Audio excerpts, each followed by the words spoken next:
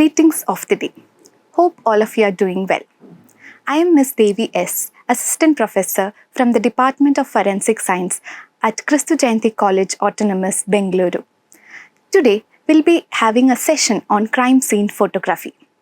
Crime scene photography is one of the important aspects of crime scene management.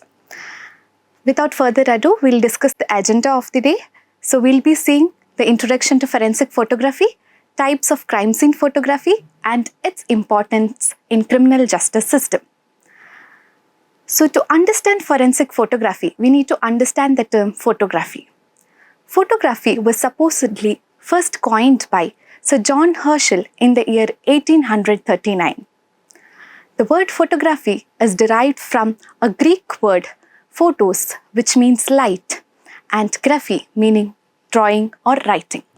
So the word photography means nothing but a drawing with light. The field of photography is basically an amalgamation of two different fields, that is optics and chemistry. Now, when it comes to forensic photography, when we apply the specialized techniques of photography in aiding the criminal justice system, we call the field to be forensic photography. And crime scene photography is one of the important aspects of forensic photography, wherein we involve taking the photographs of the crime scene and the evidences as it is found when we saw the crime scene for the first time. And it acts as a visual record and conveys all the details of the evidences in the crime scene to the court of law. So to understand crime scene photography, we need to understand what are the ranges that are involved in crime scene photography. There are three major ranges of photographs that are taken during crime scene photography, starting with overall photographs, mid-range photographs, and close-up photographs.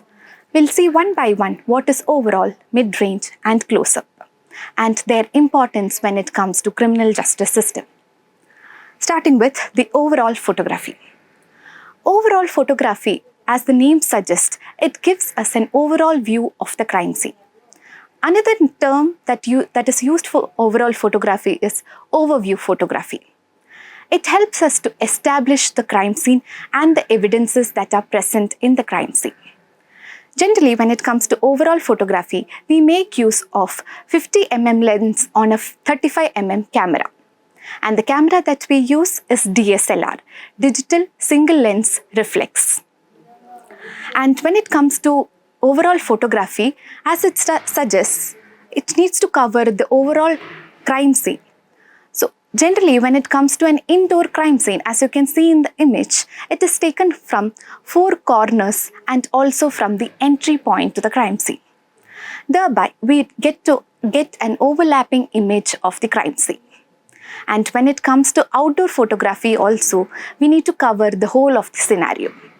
And when it comes to overall photography, we should highlight the major scene boundaries as well as exclude the areas which are not relevant to the case.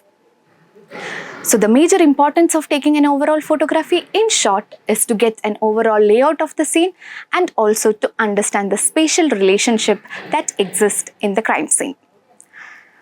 Hope you all understood what is overall photography. Now we'll move on to mid-range photography.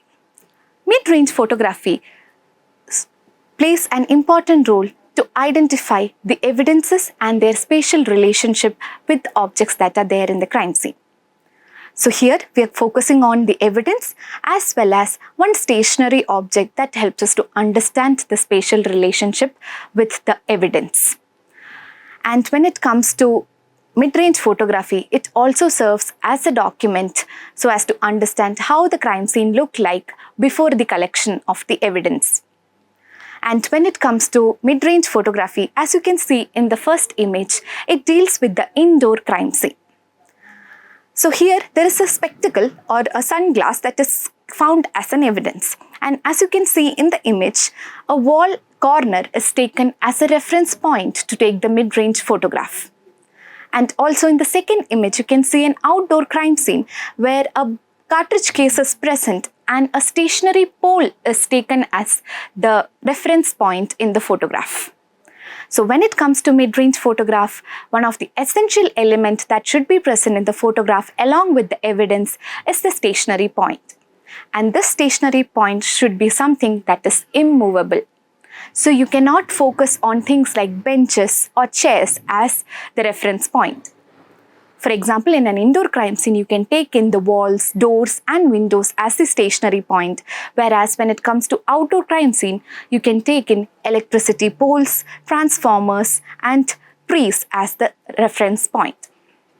Hope you all understood mid-range photograph. Now moving on to close-up photograph. Close-up photography, it is one of the crucial aspects of photographing an evidence. In close-up photography, we'll be taking a with scale and a without scale photograph of the evidence.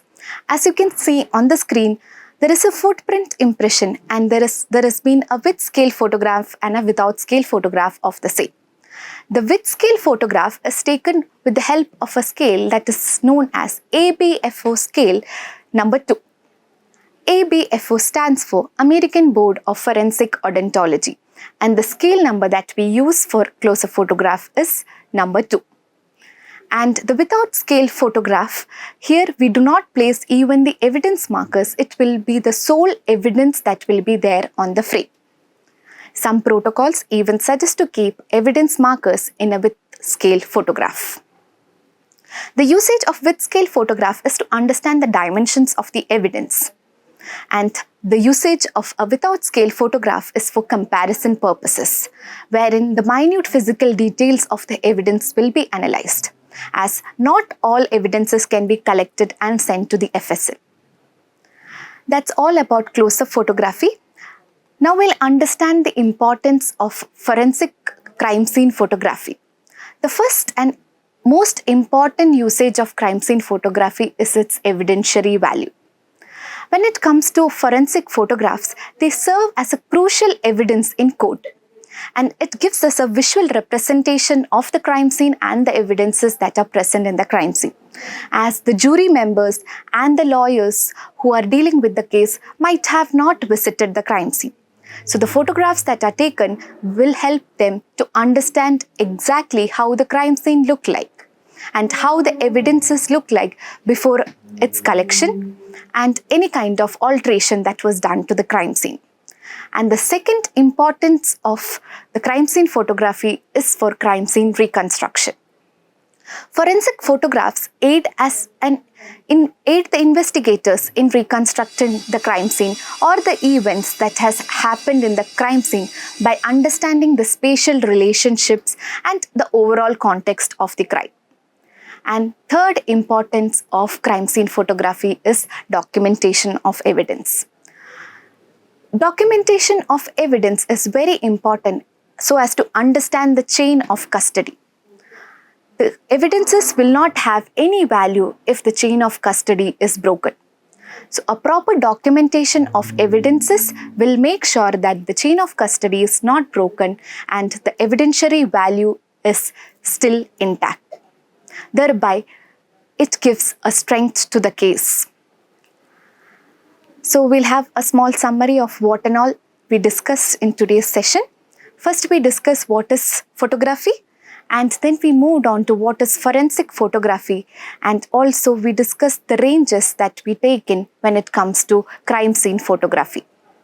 And at the end, we wrapped up with the importance of photography when it comes to criminal justice system. I hope this session benefited you all. Thank you.